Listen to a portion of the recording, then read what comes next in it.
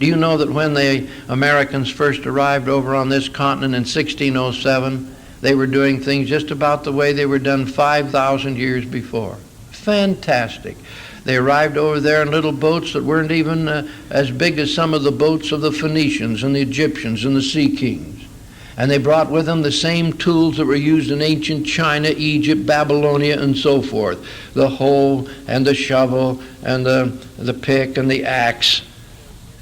They were reaping their grain with scythes, just like they did 5,000 years ago. They were threshing it the same way. They were riding around in little carts pulled by oxen. They were spinning thread on a wheel, just like they did 5,000 years ago. They were putting it together and weaving it, just like they did 5,000 years ago. And from 1607 at Jamestown until 1981, we made a 5,000-year leap in 200 years as a result of opening the floodgates of human ingenuity and human freedom for the first time in the recorded history of mankind. And so we called our book The 5,000-Year Leap.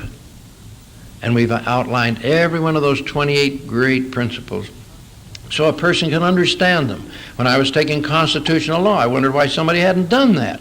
Why were we sweating through these cases one by one, trying to glean out these little fragments, and then sometimes it was distorted.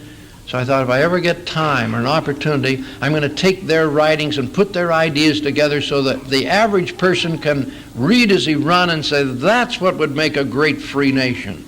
And so we finally completed that after all these years. Well, when they came together to form the Constitution, they had to do something that had never been done before in human history, recorded history, that is. And there had been other great civilizations, but not described in history. And so now you will turn to your little book called What's Left, What's Right, and we'll trace rather quickly about one semester of political science. If you can carry away the message of this little book, which could be a 600-page book, and I made it into about 25 pages or less, 22 pages, so that you could remember it. Do you notice how many 600-page books you can't remember? 22-page books you do a little better with, providing you'll do what every college student learns how to do. Have you got a pencil? If you haven't, borrow one from your neighbor. Any of you have got more than one, please pass it around. This is how you learn to become good students. Underlining, taking notes, filling in blanks. This is called programmed learning. And that's the way you put it in your brain so that it's yours, not the man who wrote the book. It becomes yours. All right, now let me just ask you, how many of you have seen in the paper lately references to the right wing and the left wing? How many of you have noticed that lately? Right wing, left wing. What is the left wing identified with? Communism. What's the right wing identified with? Fascism. We were all taught that in school. I came up as a political science major. And that's all I was told about, the necessity to avoid the two extremes of communism and fascism. Those are political parties, of course. The Founding Fathers would have said, I never heard anything so ludicrous in my life as this. That's what one of the Founding Fathers, I'm sure, would have said if he were here. That's no way to measure government. You don't measure in terms of political parties. You see, what they're referring to are the way the parliaments are seated over in Europe. For example, if you were standing at the front of any of the parliaments of Europe, they are seated because they have many parties. And they start over from the chairman's left. It would be your right sitting down there, but his left. And over here you have the fanatical, radical, terroristic, revolutionary parties, usually represented by the communists, PLO or whatever they've allowed to come in and be represented. It will drift across to the Christian Democrats, the Socialist Democrats, other parties, and over here until it arrives over here to the militarist dictatorships, and they're called the fascists. When you're talking about right and left, that is a reference to political parties in Europe.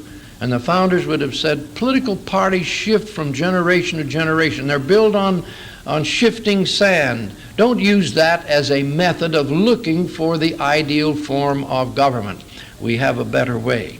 So will you go down into the second paragraph, third line, and underline leftist and rightist. See those two words? Leftist and rightist. And come clear down now 2 more paragraphs just above the headline there, and go up 4 lines to communism and fascism. Those are the 2 things that are identified with it. Now will you come down 2 lines to police state. Do you notice that? Police state. These are both representatives of the police state. The founders would have said, that's not your choice between fascism and communism. Those aren't the 2 opposing alternates from which you choose. They're both virtually the same. Ask anybody who's lived under communism, fascism, or Nazism, and they'll say it's virtually identical. It's a police state with concentration camps, Gestapos and Ogpus, and cruelty and terror, no unalienable rights respected there, expropriation of property. It's a police state system. And the founders would have said, that's a very poor way to judge government. So the founders had a better way. First of all, will you underline the definition of what government is? The dictionary says it's a system of ruling or controlling. It's a system of ruling or controlling. And so now come down to the next to the last line of that paragraph, and underline, you don't judge government in terms of political parties, but in terms of the political power that that particular system exercises. Then you can evaluate the different types of government and decide which one provides for freedom. So underline, not political parties, political power is the way to judge them. Now the founders said there are 2 opposing positions that you must avoid. And in the second line, you have the first one, the number 1, it's anarchy. Right in the middle of the line, underline anarchy. And then go over to the rest of the line. The other opposite position is tyranny. You're trying to avoid anarchy on one extreme and tyranny on the other. Now, underline anarchy again in the next line, because that represents no government, no law, no control. At the other extreme, you have a tyranny, which is too much control, is in the next line, too much. And then the last word of that paragraph is tyranny. That's what you're trying to avoid. Those are the 2 things from which you're making your selection. Anarchy on one extreme and tyranny on the other. You've got to find the balance center in between them, where you have enough government to maintain justice and security, but not enough to abuse the people. That's the genius the founders are looking for. So in your last paragraph there, notice balance center. Get those 2 words? That's what you're looking for. Some people ask me, Dr. Skosen, does the Freeman Institute take a position of extreme rightism? No. Well, where are you coming from? We're coming from the balance center, right where the founding fathers did. Oh, you mean you're moderates? No. A moderate is a person who sits on the fence and he just goes whichever way the current is. You know, that's popular with some politicians. You're neither hot nor cold. You're just right there seeing which way the mainstream is going to go. No, the founders took a firm, fixed position. This was not a wiggle-wobbly position at all. A firm, fixed position in the balance center of the spectrum, and they intended to stay there forever if possible. And that's what the Constitution was supposed to do. And if you don't violate the Constitution, that's where we stay. All right, now, on the next page, let's give, right there in the middle of the paragraph, do you find people's law? Underline people's law. Somewhere between anarchy at one extreme and tyranny at the other, you'll find a place where the people can set up a government and maintain control over it with all power in the people. That's people's law, right? Now in our course, we actually go through all the characteristics of ruler's law and people's law so that you'll have a better understanding of it. There isn't time to do that this morning. But those of you who have been through the course or who have the recorded tapes will know what I'm talking about. All right, now will you look at the little graph that we have on our book, which shows the arrow pointing over to the right to anarchy. Now I want somebody here in the audience to define anarchy for me. What would you say anarchy? Let's try some of our students. Where's some of our school students? Any high school students here that will help me on this? What's anarchy? Or what's a synonym for anarchy? Tell me what anarchy is. Yes, sir. No law. No law, exactly. And as a result, what do you get? What do you get if there's no law? Chaos, rioting, violence, robbery, all of the terrible things that go with irresponsible government. I spoke yesterday to high school down at Safford, and I just saw an example of anarchy at the drinking fountain. It was kind of interesting to watch it because most of the young people, the children, were all lined up patiently waiting for their drink. And a great big bustling kid that was almost twice as big as any that were in the line came in and took up about the third position. And he said, "This is my place in the line." And the little fellow right behind him says, "It isn't either. Go to the end of the line." And he says, "I'm in the right place, buddy." And he looked down at the little kid, and the little kid looked up at him, and you could just see he was just boiling with rage and indignation, and his rights had been violated. The orderly society had been violated. What could he do about it? There was no teacher around, so he couldn't do anything. He wasn't big enough. And I thought to myself as I looked at that big bully, someday, son, you're going to meet somebody who's taken judo lessons. And you're going to learn one of the facts of life as you go right flat on your back. But anyway, that's the way life is. Bullies always come to recognize the realities of life eventually. But as of that moment, at that drinking fountain, you had the rules of anarchy prevailing. The biggest could do anything he wanted to. He could have moved into the first position in line if he'd wanted to, shoved the whole line back, unless they ganged up on him, which they didn't. All right, now the founders, if you'll notice here on your little chart, the founders would have put no rule or no law above anarchy and ruler's law above tyranny. What's ruler's law? It's all power. One man ruling in the Very often one man or a very small group of men, and it's all power in the ruler. He comes in with sword in hand, or his ancestors did. And he said, we would have not been allowed to win if it had not been by the blessing of the Almighty, and so we rule by the divine right of kings. You ever heard of that before? Tell you, Louis XVI believed in it until he was guillotined, and George III believed into it until we won our independence, and he at least didn't have any right over the Americas. Anyway, that's the way they believed it, the divine right of kings. Now,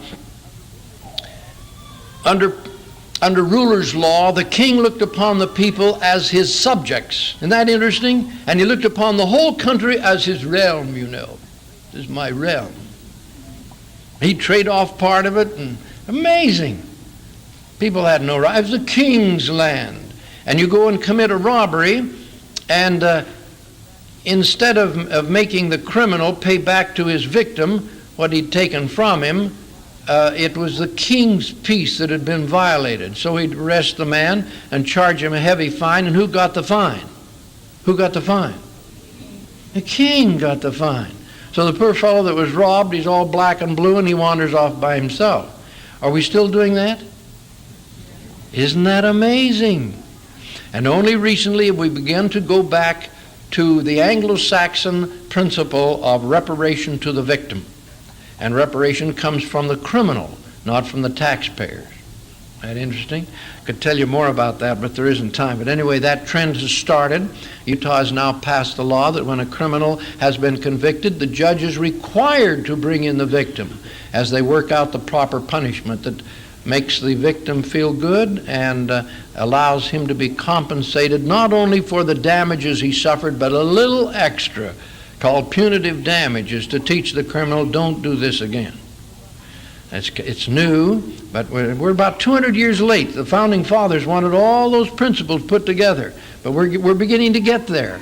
We'll gradually get back to these fundamentals. People's law right in the center is all power in the people. The land belongs to the people. The government belongs to the people. The rights of the people are equally protected. And government is not allowed to get so big that it can violate those rights. Unfortunately, that isn't typical of today's situation. We'll talk about that in a minute. So the founders are trying to find the balanced center. Will you underline Hamilton, please, in the next paragraph? Hamilton, come down 4 lines, where he said, there's a perpetual vibrations between the extremes of tyranny and anarchy. Now you see, this is where I found out in reading the Founding Fathers, they didn't talk about communism on the left and fascism on the right. This is where I began to hear them talking about the 2 extremes of anarchy and tyranny. And that just blazed like a fire in my brain as I saw the real way to measure governments. Now come down to the next, or on the same line really, will you write in Washington? Washington. He also says there is a natural and necessary progression from the extreme of anarchy to the extreme of tyranny. Can't somebody stop this momentum and this swinging pendulum in the center under the power of the people in the balanced center? Now will you come down a couple of lines to Franklin? Do you see Franklin down there? Underline Franklin. He was a great man. He says there's a natural inclination in mankind to kingly government. They just can't stand to take the time to govern themselves. Does this sound familiar? We have a local municipal ballot, and if you get more than 15% of the people to vote, you're lucky. At a highly sensational, glamorized election like that of a president, we barely get half the people who could vote to turn out and vote. So everybody's elected by a minority. We don't really know what the vast majority wanted, because about half of them stayed home and watched a game or something. I don't know what happened, but they didn't come. And Franklin said, I'm afraid that the United States will have a tendency to drift over toward a monarchy. Toward the last of that paragraph, he says, I am apprehensive, therefore, perhaps too apprehensive, that the government of these states may in future times end in a monarchy. But this catastrophe, I think, may be long delayed if in our proposed system we do not sow the seeds of contention, faction, and tumult by making our posts of honor places of profit. What do you think about that? See, they wanted our political jobs to be sacrificial jobs. If they paid people something, it should be so far below or enough below the going market price for that kind of a job that only people who had a sense of service and dedication and commitment would go in there and work at it. Now we're getting more and more of those kind of people in office, but for quite a while, long enough for me to remember it, we had a lot of people running for office because they were unemployed. That was the main reason. I mean, it was another job because they were paying pretty good. Well, people are worthy of their hire. The good book says that. But if they're only running for the job because they need a job, they are not the right people. You've got to have people with good background, good experience. I see people that probably even well-meaning, coming out of a very modest professional life, taking over a city government with a $50 million budget. I mean, he's not even going to know how to do a cost analysis. He won't be able to understand the accountants when they bring in their story even. So we must say to our young people, prepare yourself for sound public service. That's what he's talking about here. All right, now, will you put down, and then the third line from the bottom, you'll find the word French Revolution. Will you put that in there? Underline that. Now go up to your little chart up above and put an X mark about a half an inch in from tyranny. Just put a little X, and up above it write Louis XVI. That's Louis the 16th. Louis the 16th. Now, France was having a terrible time. Only about 5%, about 5 million out of 25 million people could read and write. They hadn't educated their people, they were poverty-stricken, and finally they couldn't endure it anymore. They wanted to overthrow their king and get something like America had won in its revolution, and so they started out. And Jefferson thought maybe it was going to be a wholesome revolution, but it went sour. And Robespierre, when he got control, swung that thing clear over to anarchy. He did it by this means. First of all, how did the revolutionists get rid of the king and queen in France? Guillotine. And then the whole aristocracy was gathered up. Saint-Simon and Lafayette, Pierre, he almost lost his head. Was only saved by intervention of close friends. They were just executing anybody who was part of the aristocracy. And then Robespierre turned on his fellow revolutionists and said, I don't like you either. And there went another one. I don't like you either. And there went another one. Finally, you've just got the streets of Paris running with blood. And finally they said, somebody capture that monster. And so about the last one to be guillotined was Robespierre. Then the people said, for heaven's sakes, won't somebody restore order? And there was a little man standing there on the sidelines watching this fiasco. What was his name? Napoleon.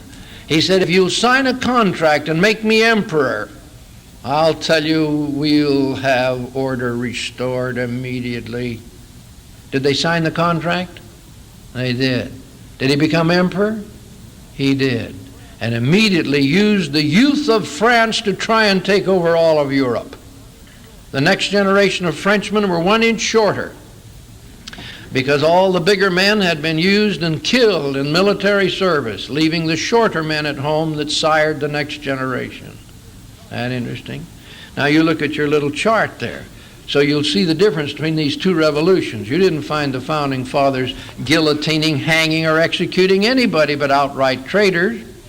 They were tolerant. They tried to establish peace, harmony. We just want our freedom. Notice how they went from that little cross that you have called Louis XVI clear across to total anarchy, where there was no responsible government, and they signed a contract, and where did the contract take them? Right back to Louis XVI. Now that's what Hamilton is talking about. That's what he means by sensations of horror and disgust, which arise when a person studies the histories of those nations that are always in a state of perpetual vibration between the extremes of tyranny and anarchy. And I want to tell you, we can take our hats off to our founding fathers for stopping that pendulum dead center in 1787. But before they knew how to stop it in dead center, they almost tipped the whole boat over during the Revolutionary War with our first Constitution, which wasn't good at all. So will you go over into the next page? Right up at the top, in the second paragraph, it took 180 years to get to the American formula. That's from 1607 to 1787. Will you underline that? 180 years, 1607 to 1787. And then in the next line, the American formula. And their first attempt to do it, to write a constitution, almost made them lose the Revolutionary War. That's 3 lines down. Lose the Revolutionary War. Underline that. Now, when they decided they were going to go for independence, even before the Declaration of Independence, they tried to write a constitution. Thought they'd whip it off over the weekend, you know? So down there, about 2 inches down into the next paragraph, you'll find June the 11th, 1776. That's when John Dickinson, as chairman of the committee, was supposed to come up with a constitution. And he did in a couple of weeks. And the founders didn't like it. Well, you come down about another 2 inches over on the left-hand side and find November the 15th, 1777. That's when they finally adopted the Articles of Confederation. And the name is in the next paragraph. Under the Articles of Confederation, if you underline that, they wrote a constitution for a central government. Look what in the next line we underline: no executive, no judiciary, no taxing power, and no enforcement power. And that's why we almost lost the Revolutionary War. Why wasn't Washington able to say to Congress, punish those states if they don't come through with their assigned assessments? There wasn't any authority. All the Congress could do was to send some of their representatives around. They'd plead with Rhode Island, won't you send your assessment? They said, well, why not Massachusetts? They haven't sent theirs. He runs over to Massachusetts. Well, New York didn't send hers yet. You go to New York, well, Maryland hasn't sent hers yet. And that's how they dillied and dallied around with 2,000 men starving at Valley Forge, and what was it, the next year, another 2,000 starved and froze to death at Morristown. For Washington to have stood up under that kind of ludicrous indifference to the welfare of people who were fighting for our liberty would have crushed a man of lesser mettle. That's where my heart goes out to Washington, that he stood his ground when everything told him this thing is a colossal failure. But he said freedom has to be won even over the stupidity of the masses of the people who won't cooperate for their own good. Isn't that interesting? Our leadership that has been inspired has always been this way. They get the good idea, then they try to popularize it. Meanwhile, they go ahead and fight for it and work for it, hoping that the people who are indifferent will finally catch up with it, which they did. In due time, the Americans were just proud of George Washington. They made him president. They said, we're glad you stuck with it, while the rest of us were just doodling around. All right? Now will you come down to your little chart there at the bottom of the page. Notice where the Articles of Confederation are. Isn't that interesting? On the next page up at the top, will you underline Valley Forge and Morristown? Very few people have read about Morristown. It was a duplication of Valley Forge. It was just as bad. But we don't talk about that one for some reason or another. I've already told you about 6 weeks with flour, water, and salt. That's right in the middle of that paragraph. And then the figures that I gave you. 3,000 abandoned General Washington. 200 officers resigned. 2,000 soldiers died of starvation and disease and, of course, cold. And Washington attributed this disaster to our Constitution, called the Articles of Confederation. All right? Now, the genius of the Constitutional Convention of 1787.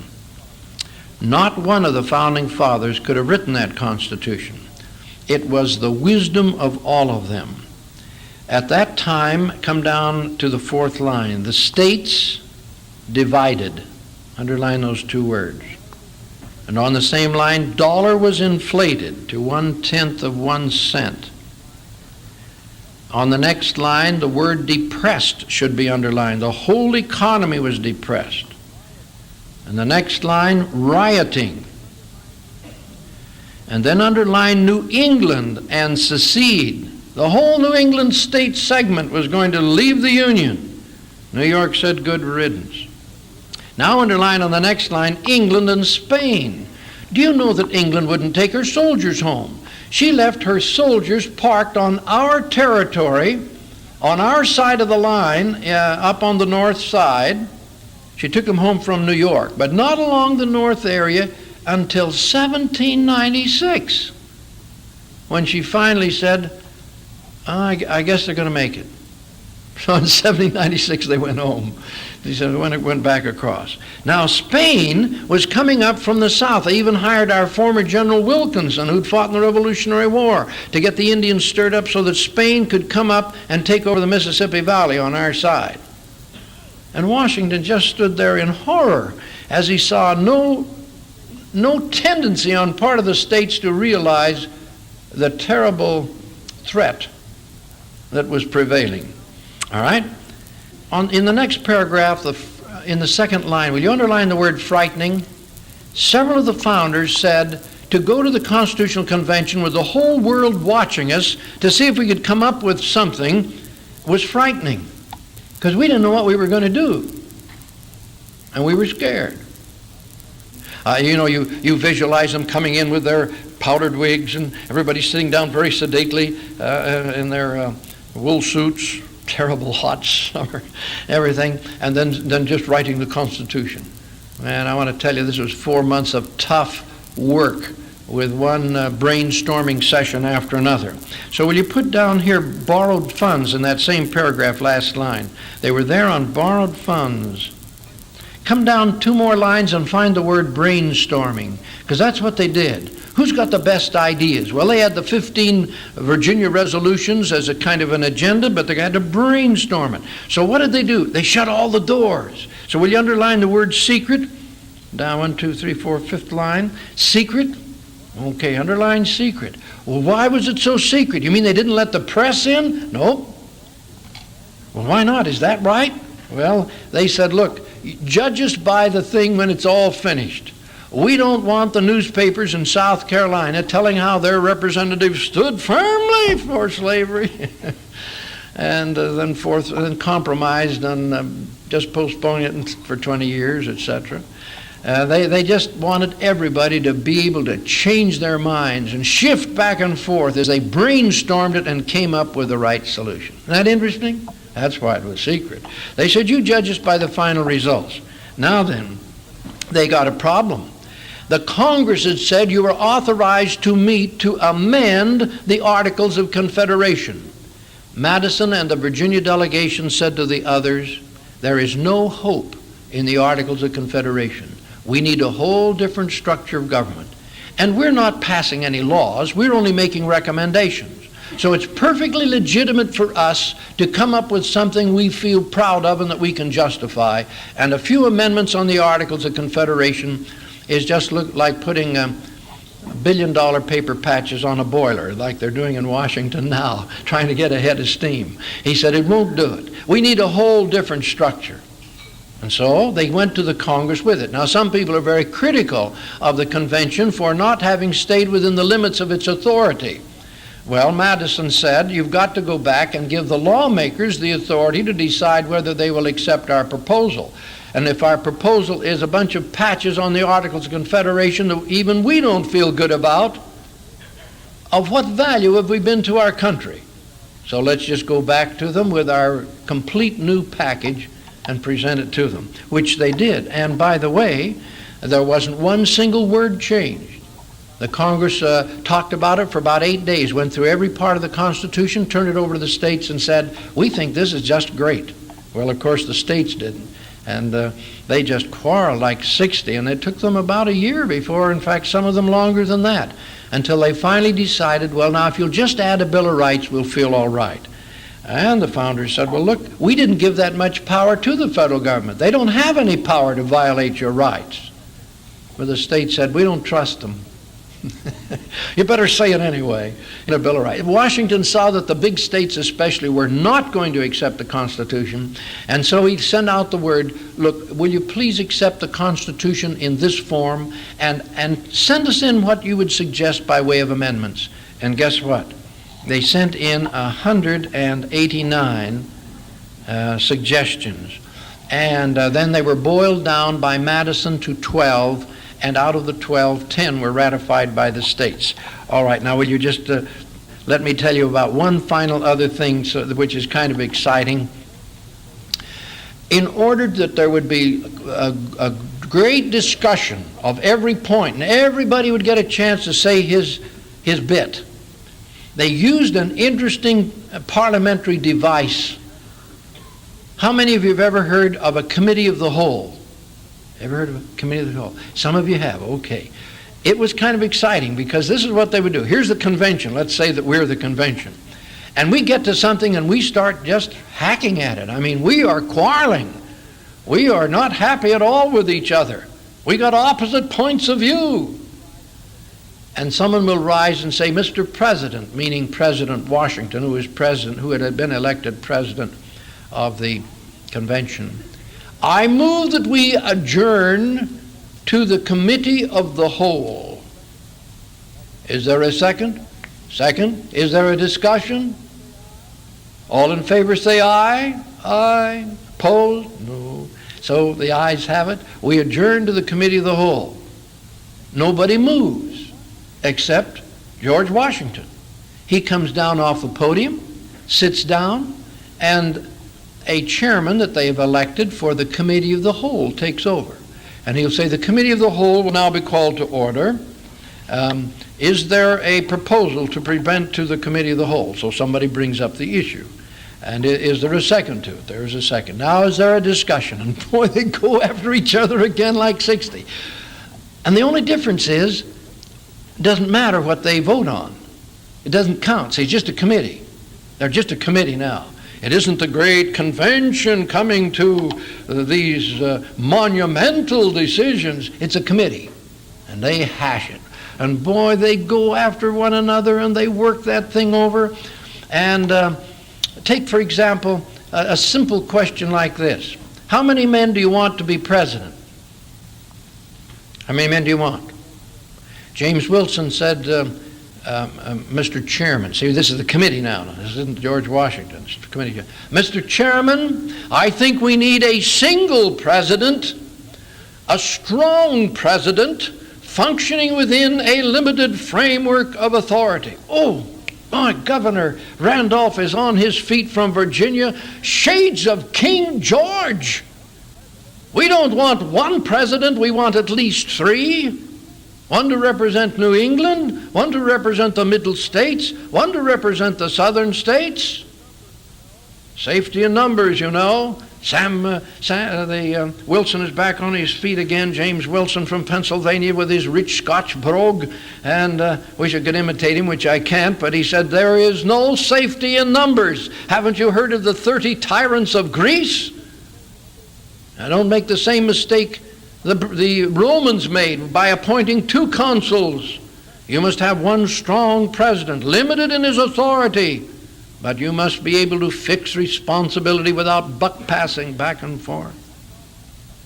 And Randolph thought about it a little bit. In fact, finally, do you know what he did? He agreed with Wilson. The New Jersey states, New Jersey and the smaller states didn't agree right away. Now here's where I think the inspiration in the Constitution came about. A position is taken, it's opposed, they hash it, they get a little closer, they hash it some more, they get it, they keep going back and forth, they rock it back and forth until finally there is consensus. What's consensus? What's consensus, what would you call it? General agreement. Now that's what they tried to get. And it didn't matter how long it took. Let's all get our feelings ventilated till we feel good about it. Do you think that's a wholesome way to settle things? Now they did that. That's what took 4 months. They wanted to figure out how to elect the president. Do you know how many times they voted in the Committee on the Whole on the way to elect the president? 60 times. First they were going to have it done by the Senate. And then they voted that down. How about the House? They voted that down. How about the House and the Senate? They voted that down. How about the governors? They voted that down. And they would get variations, and it was 60 votes before they finally reached the Electoral College and made a consensus. We never really used the Electoral College quite right, but when it came up recently, Senator By tried to get it abolished, and it didn't go for a number of reasons. What we really need is a returning to the use of the Electoral College the way the founders intended, but it's become a partisan tool rather than the kind of program they had in mind. But be that as it may, it took them 60 ballots before they finally reached what I think was the point of inspired determination, arguing it back and forth. And everybody giving in as you see the other man has a point. You don't stubbornly hold out. You're all trying to find the answers. So you, oh yeah, I got you. I guess you have a good point there. And then they would concede a little and concede. And the other one would say, well, and maybe you had a point too that I hadn't thought about. So he'd shift over a little bit. And you got this shifting going back and forth until everybody feels good about it. We vote on it. Practically unanimous. That's good enough. Now I was told in school that the Constitution was a conglomerate of compromises. One of the main things I will hope you will remember from our seminar this morning, that nearly the whole Constitution was consensus. 3 compromises only, and they're up at the top of the next page. The third line, will you underline general agreement? And then the next line, underline except. And then write slavery, proportionate representation, and the regulation of commerce. Those were the three things they had to compromise on. And that means kind of giving in when you wished you didn't have to give in. The southern states definitely didn't want the federal government to regulate commerce because they wanted to sell to England, and they were fearful the New England states would make them sell to the textile mills at a cheaper price. So they held out on that one. Slavery, the southern states wanted to get rid of slavery, except South Carolina and one or two others. They said our slaves are all mortgaged to banks, particularly the European banks, and if you free the slaves just right now, why, they'll start coming in and foreclosing on our farms and everything else, and you'll have an economic disaster in the South. So give us a little time to phase it out. And so they worked out a compromise, and they decided to postpone it until 1808, 20 years, to give the South time to phase it out, which they didn't, unfortunately, and we ended up with a war between the states. Proportionate representation was solved by having all of the states equal in the Senate, and then having the population equally represented in the House.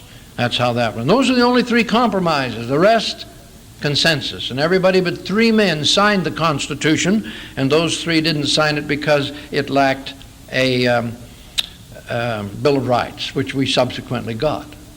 Right? In the next paragraph, first line, underline September 17, 1787, because that's when President Washington attached a letter and sent it to the Congress and said, we think this will make us the first free people in modern times on a perpetual basis. Now, as I mentioned to you, there was attached to it 189 amendments, and that's 4 lines from the bottom of that paragraph. See that at 189? And down on the next line, 12. You want to underline 12? And then underline James Madison, who wrote the Bill of Rights, based primarily on the writings of George Mason, who had done almost the same thing for the Virginia Bill of Rights. And only 10 of them were ratified by the states. There were 2 that were not ratified. One we later ratified in the 14th Amendment. Isn't that interesting? We picked that up later. The other one, it should have been repealed. The states were right in rejecting it. And then underline Bill of Rights. Now, when we started doing this work, putting this all together about 14 years ago, and then we started a program of trying to train people. Nobody was interested. Would you like to study the Constitution? Yeah, sometime. Well, it's exciting. I'm sure it is. Sometime. And in the beginning, the only people I could get to come and study it were my own students at Brigham Young University.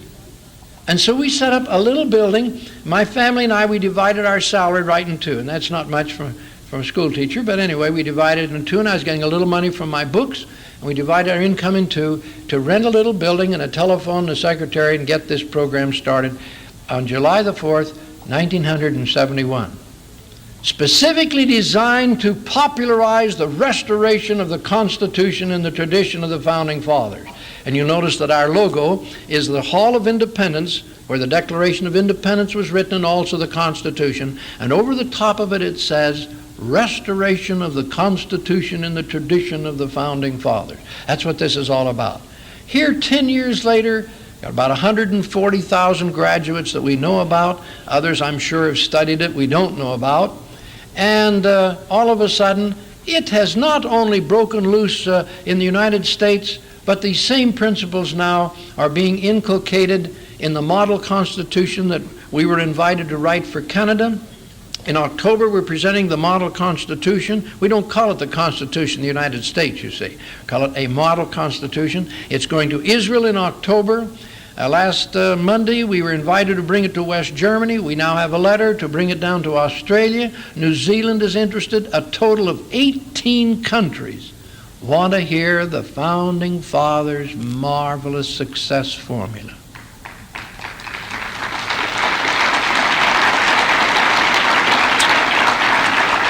Now, guess what our greatest task is? To get it accepted in the United States. We're having difficulty finding enough people like you. And I have men come up to me all the time and say, my wife strong-armed me into coming, almost threatened to divorce me if I didn't, but I'm glad I did. I wouldn't have come on my own initiative. Will you remember that for your family and your relatives? Now, we've done something to make it easy to study the Constitution in your own home. It took us a long time to put it together, but we finally succeeded.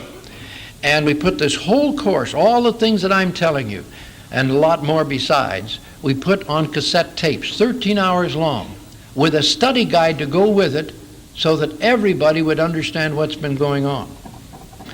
Now, I have some rather exciting things to tell you toward the end, and so I'm going to have you underlining kind of fast here for a minute, because I've covered the main points that will help you realize why the Constitution Week is so important to commemorate.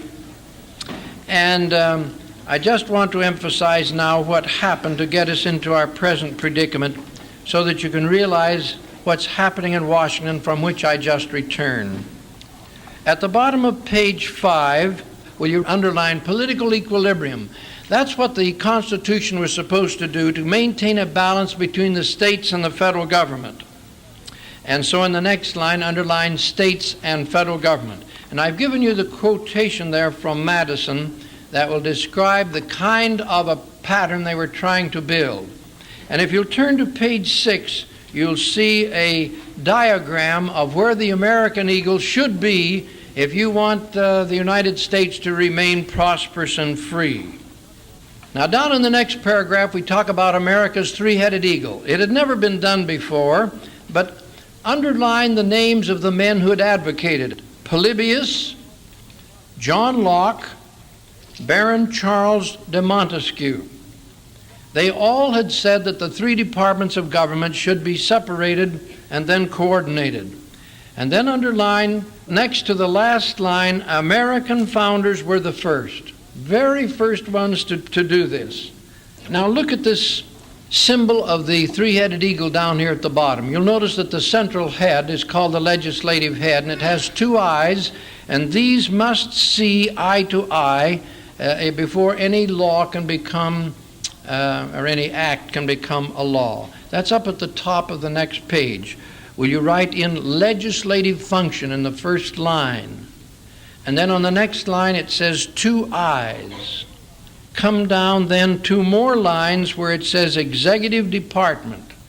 And then the first word 4 more lines down says judiciary. That's the third head. Now, the genius of these three heads is that they only have one neck. And that's the last word of the second line in the next paragraph. They have a single neck.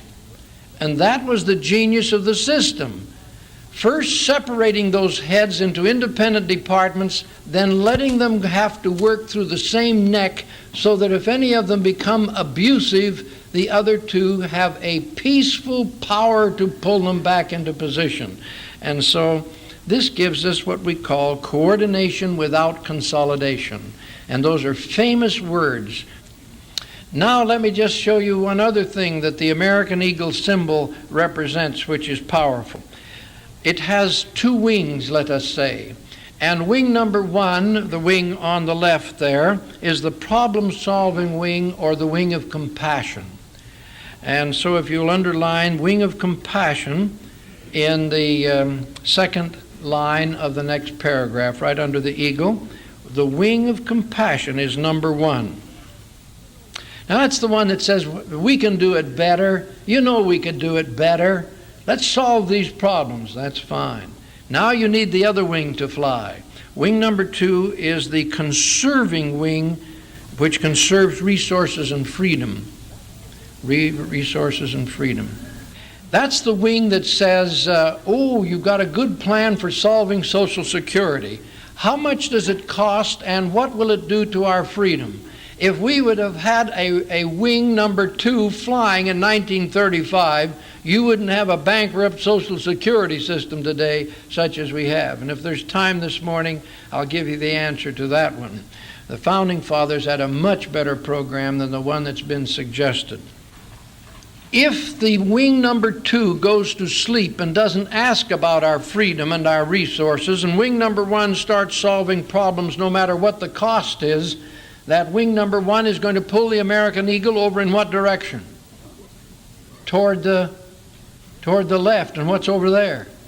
Tyranny, oppression, too much government. All right? What if wing number 1 goes to sleep and wing number 2 just sits there, like a stick in the mud and says, I'm okay, and I guess everybody else is okay, so we won't pay any attention to our problems. What direction does that make the American eagle fly? Yeah, over toward anarchy or discredited government where the people begin to do it themselves. And integrated government breaks down. Do you see how important both of these are? If both wings fly, one saying, let's solve our problems, the other one saying, all right, be sure we can afford it, and be sure that it doesn't destroy our freedom, you get that American eagle flying higher than any civilization in the history of mankind. Everybody caught the vision of that? All right, now we let the wing number 1 get way out of control here beginning in 1913. And we've reaped a harvest of real difficulties. Now I have here next Thomas Jefferson describing the need for a perfect balance. I'm not going in detail on that except to say we ought to have both wings in our personalities. We ought to be problem solvers, and at the same time we ought to conserve our freedom and our resources. Some people say, Dr. Skosen, are you a conservative? And I say, no, I'm a problem-solving progressive, which means both wings. That's a problem-solving progressive. Okay?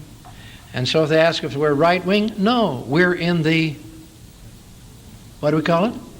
Balanced center. All right? See if you can say the words. We are problem-solving progressives in the balanced center of the political spectrum. Very good. Now they will try to then say, are you moderates? That means people who don't really know where they're going. No, we're not moderates in that sense. We're in the balanced center, but we know where we're going. Straight up. That's where we're headed. All right? Now will you turn over to page 10, please? I want you to, in the second paragraph, will you underline Washington?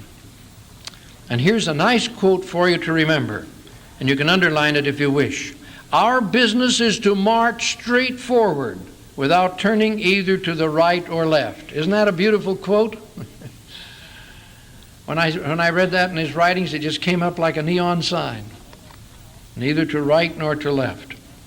All right, now, down in the last paragraph, will you underline the words beginning in the second line? The founders warned against a number of temptations.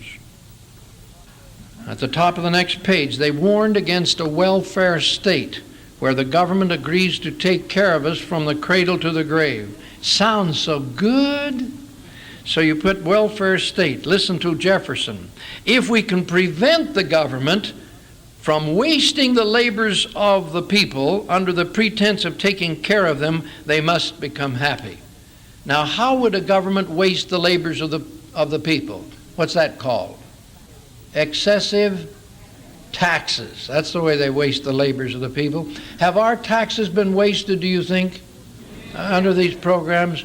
They've found $44 billion alone just recently in the General Accounting Office that have either been stolen, embezzlement, or just absolutely flittered away.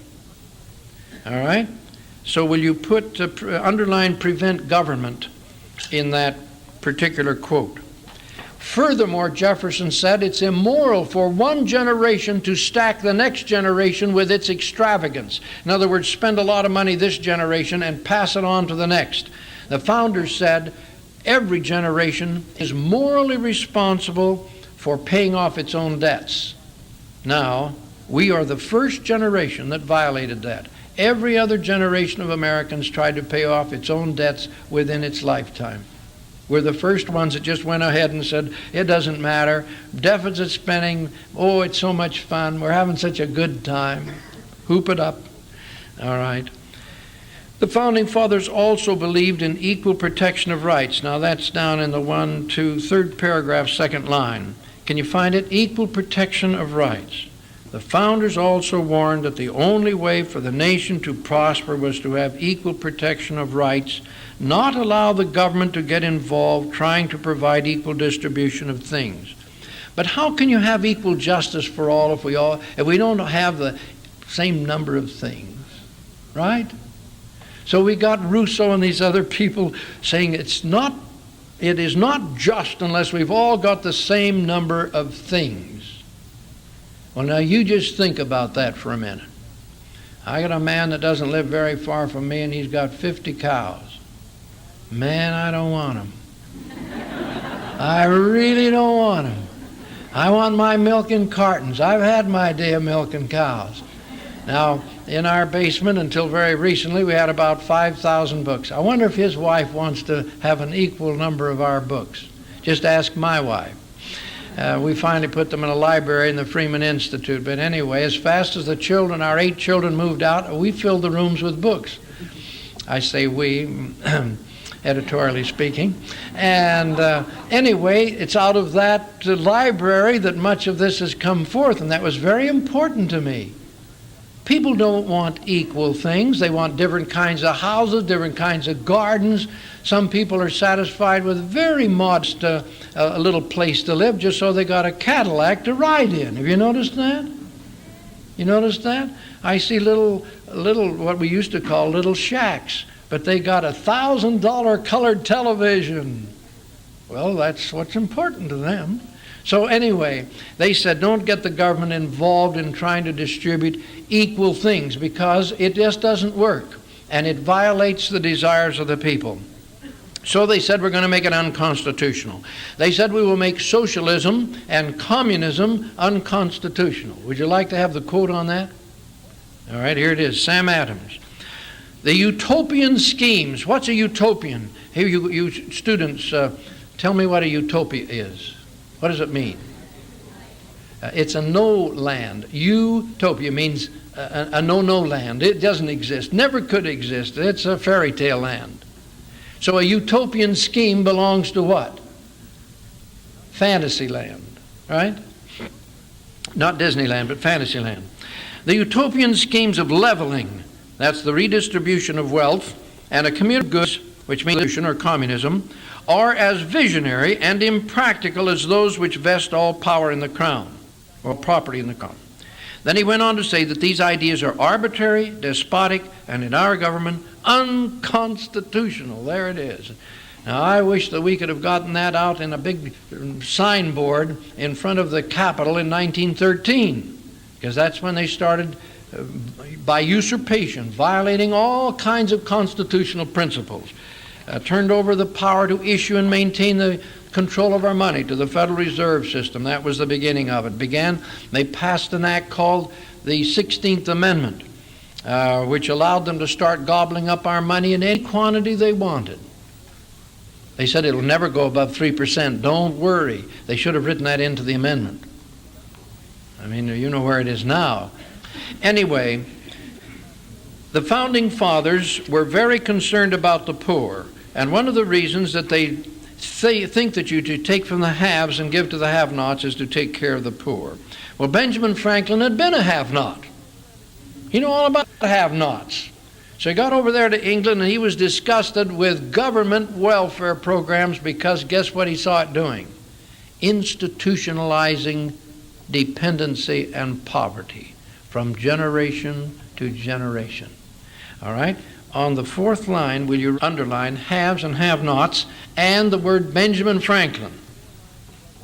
Then come down to 4 lines above the bottom of that paragraph where it says, where he is quoted as saying, legal provision for the poor in England is a very great evil. And then he goes on to say, we've copied you, but it's evil in our country too, so we're going to try and get rid of it, which they did until our day. Now come down to the next one. He said, compassion is a God-given responsibility. We are all supposed to be concerned about the poor. But there is such a thing as counterproductive compassion. That's in the next paragraph. Underline counterproductive compassion. And look at the examples that he gives of counterproductive compassion. Number one, compassion which gives a drunk the means to increase his drunkenness is counterproductive compassion. Would you agree? Obviously. Compassion which breeds debilitating dependency and weakness is counterproductive. Compassion which blunts the desire or necessity to work for a living is counterproductive. And four, compassion which smothers the instinct to strive and excel is counterproductive. Now then he goes on to say, and will you underline the next paragraph, the words, mandate of God to help the poor. Our Creator expects us to help the poor. But the founders had some rules for helping the poor, and they're up on the next page. Number one, do not help the needy completely. Merely help them to help themselves. Underline, to help themselves. Number two, give the poor the satisfaction of earned achievement, and that's underlined, instead of rewarding them without achievement. Number three, allow the poor to climb the appreciation ladder. Underline appreciation ladder. From tents to cabins, cabins to cottages, cottages to comfortable houses. Right? Now our family went up the appreciation ladder. We came out of Canada when I was a boy with absolutely nothing except 8 horses and a lot of children, a Bain wagon. We'd lost farm, home, everything during the 1921-22 Depression in Canada. We went to California. We lived in tents for 2 years. We kids thought we were on a perpetual vacation. And we milked goats. And we spent an average of $5 in cash per week for food. Of course, bread was 10 cents. That made a difference. That was before inflation. And we didn't have any taxes to pay in those days. People bought homes once they got going in just 2 or 3 years. 85% of all the people owned their own homes because they weren't paying a lot of taxes. I like that. Within 8 years, my mother and father had built a dream home in San Bernardino with adequate facilities and private bedrooms for 8 children. They did that in 8 years. My father went back up to Canada and paid off every debt that he owed to the people in Canada. We did that in 8 years, in the old days. Now, I just wanted to share that with you because if you have the system operating without taxing the people to death and keeping the society open so that those, we started out digging slush pits in the oil wells, and the kids were dishwashers and water carriers. We did all kinds of things. But we got to keep all the money we made. See, that's the nice part about it. We kept it all. And finally, within 8 years, they've got a beautiful family home. You could do that. Some did it in less time than that. All right, the next one is, where emergency help is provided, that's number 4, do not prolong it to the point where it becomes habitual, and underline habitual. Under our government welfare program, we have the 3rd generation still enjoying public welfare and never intending to get off of it. Number 5, should strictly enforce the scale of fixed responsibility. Underline that. The first and foremost level of responsibility is with the individual himself. The second level is the family, then the church, next the community, finally the county, and in a disaster or emergency, the state and federal government. But only in a temporary emergency. The founders felt it would corrupt the government and also the poor if the state and the federal government became permanently involved in welfare. All right, now at this point, we can't help but ask ourselves, what shifted the American eagle away from the balanced center? And in order to appreciate that, I have to give it to you very quickly. You can read it in more detail in your study guide when you get home or in your lesson here. But in 1900, we had very wealthy men that had contributed so much to make us the greatest industrial nation in the world lose confidence in the system. I think I can understand their psychology. Like Andrew Carnegie, he had built U.S. Steel. He could just snap his fingers like that, you see, and we'd have a steel mill built in some small community. He said, I want a library in every small town in America. Boom, and they were there. I don't know how about you, but I read all my early books from the Carnegie libraries around the country. It was wonderful. He knew what was good for the people. They need books. They need libraries. Snap the fingers. We got libraries with Carnegie money. And you got J.P. Morgan. He built our transcontinental railroad system, a wonderful contribution. And then you take a man like John D. Rockefeller, who wanted American oil to be the finest oil in the world, and so he called his system the Standard Oil. He said to other wildcat companies that were selling badly refined oil, you either come into my company for which I'll give you stock and make you rich, or I'll just wipe you out of existence. All American oil's got to come up to a standard. And it was a great contribution in its way. I didn't appreciate Standard Oil service stations till I got over to Europe. They had no facilities, no restrooms, nothing. I mean, they were run-down little hinky-dink, rinky-dink things. I thought, hooray for Standard Oil and the American system. Well, in any event, he had a high ideal, but he lost confidence in the system. You want to go down to Washington and get anything accomplished? It's slow. There's none of this. You got to get the bill introduced, assigned to a committee. They hold hearings. And we have to publicize it. We have to talk it up. Trying to get, what's that magic word? What's the word? Consensus. Will you remember that? Consensus or agreement. Trying to get consensus. That's too slow. We ought to have an executive that could say, let's have a library in every town. Let's have transcontinental highways. Let's have transcontinental railroads. Let's have more of this and more of that. We ought to have some more of this snapping of the finger stuff. Right? More power to the executive. Now I want you to listen to a couple of American senators. Turn over here on page 16. I want you to listen to Senator Joseph Clark, who had taken an oath to sustain the Constitution, saying we should abandon it. All right, now listen to this. We have inherited from our forefathers, right down at the bottom of the page, we have inherited from our forefathers a governmental structure which so divides power that effective dealing with the economic problems is cumbersome. See, you see that hunger for the snapping of the fingers? Of course, inaction is what the founding fathers intended. Inaction until such time as overwhelming, what's the word? Consensus was prepared for action. They were right in their day, they were wrong in ours. And I want to stop right there for a moment and tell you about ERA. Because when equal rights for women was presented to the American people, everybody felt that that would be a good progressive step. There were some laws that did not allow equal rights for women. We ought to get them off the books. Let's have equal rights for women. So the ERA amendment went through Congress slick as a whistle. It was questioned, but only slightly.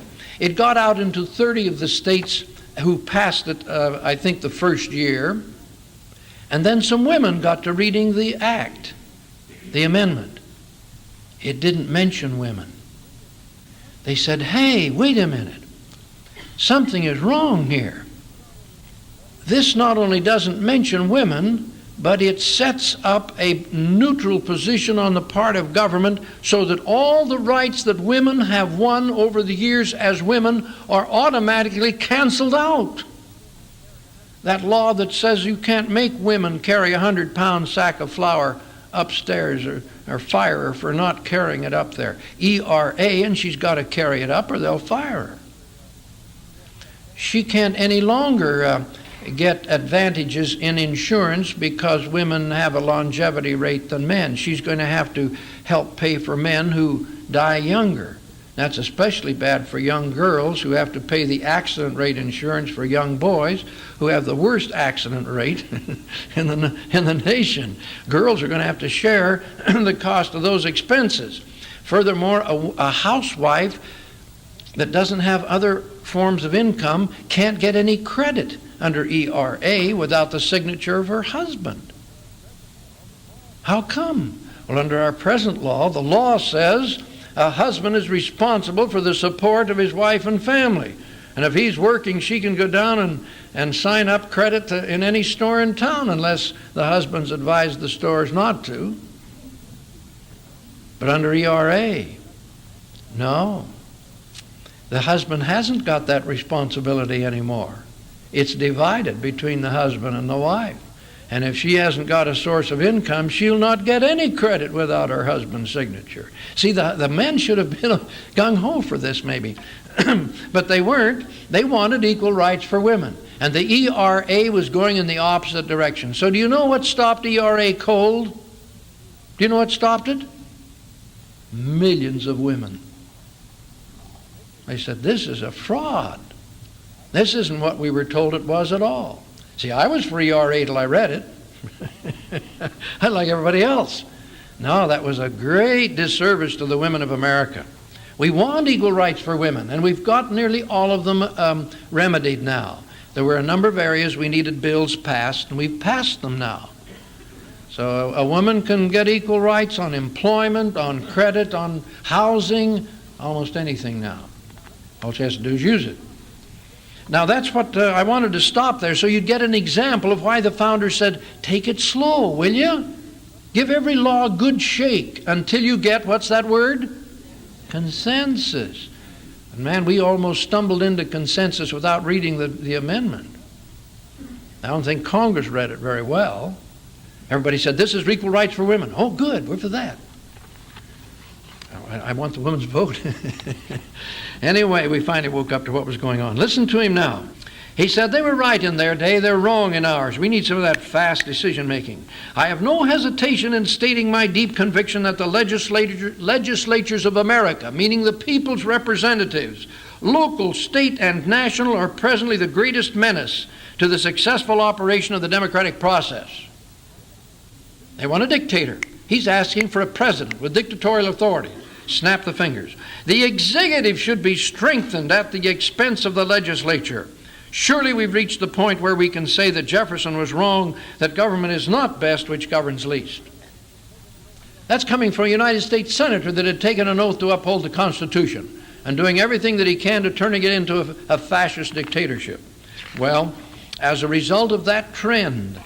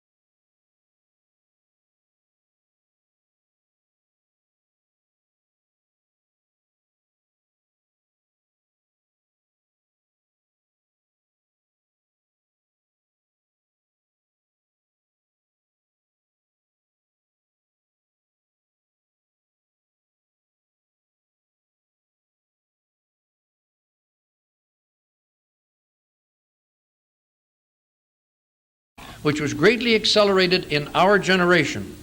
They came to the American people in the midst of the Depression in 1932 with the most magnificent platform. One of the best platforms in U.S. history is the Democratic platform of 1932.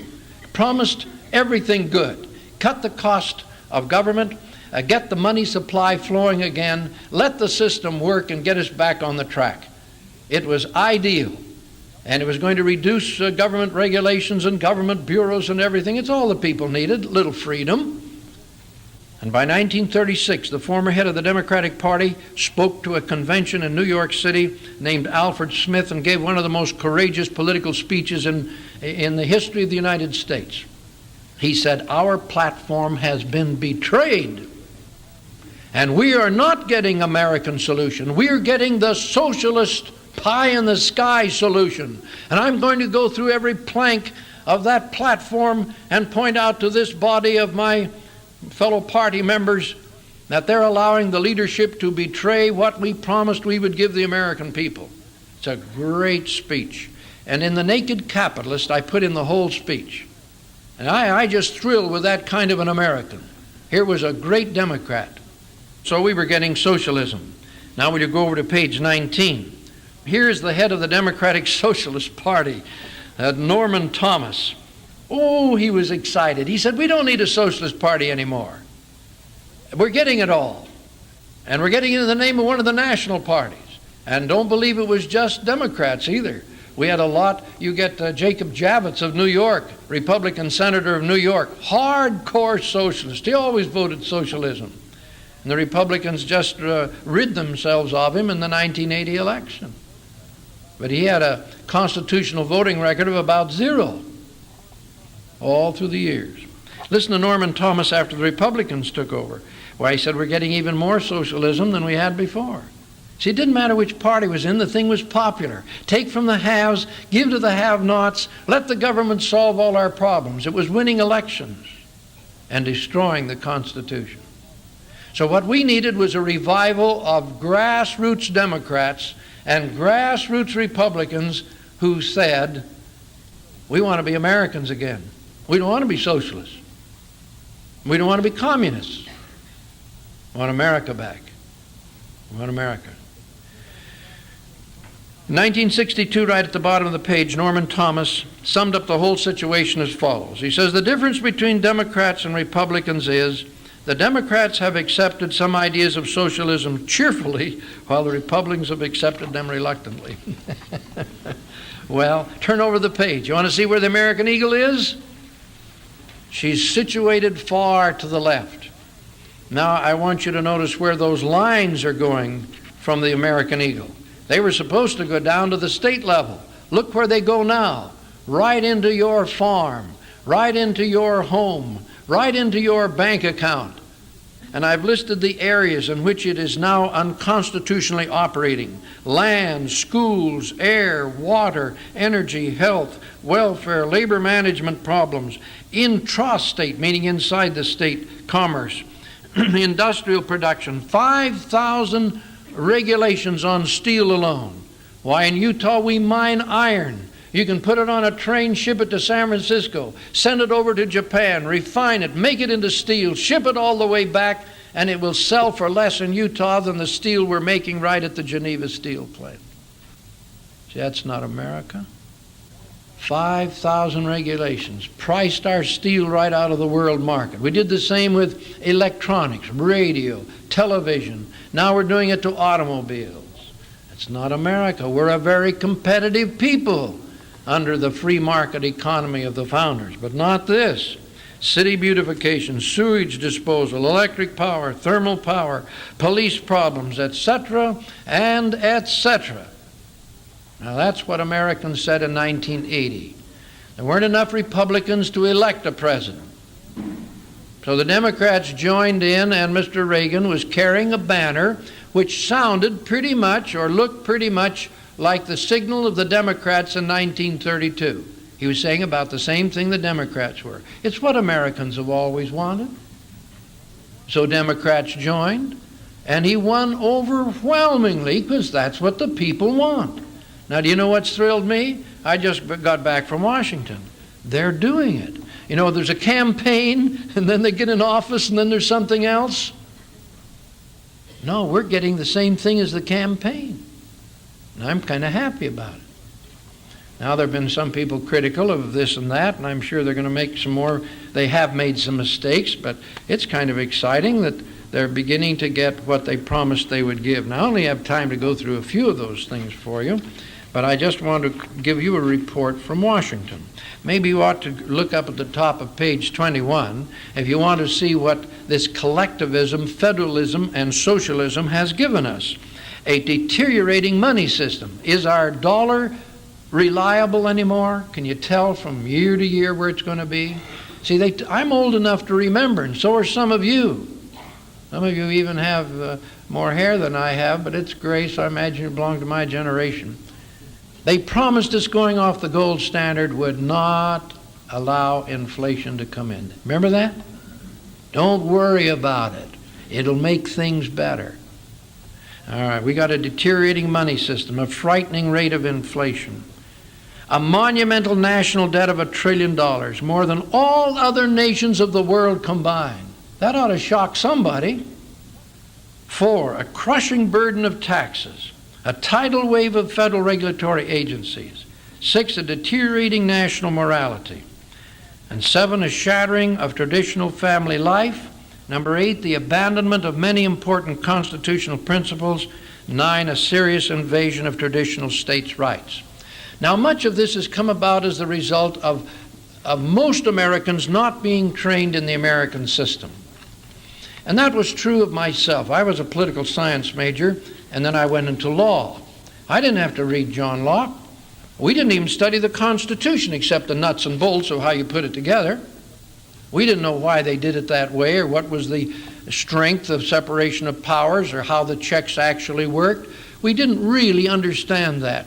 Nor did we understand the wisdom of the founders' success formula. I just want to bring you this little message of hope in closing.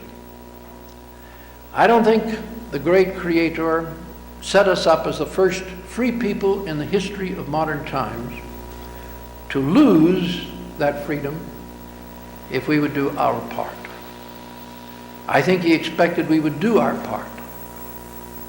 We don't do it unless we're properly informed and know the correct principles. So that's why I appreciate all of you, supported by the right kind of informed Americans.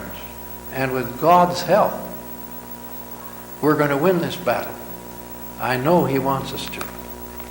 Thank you very much.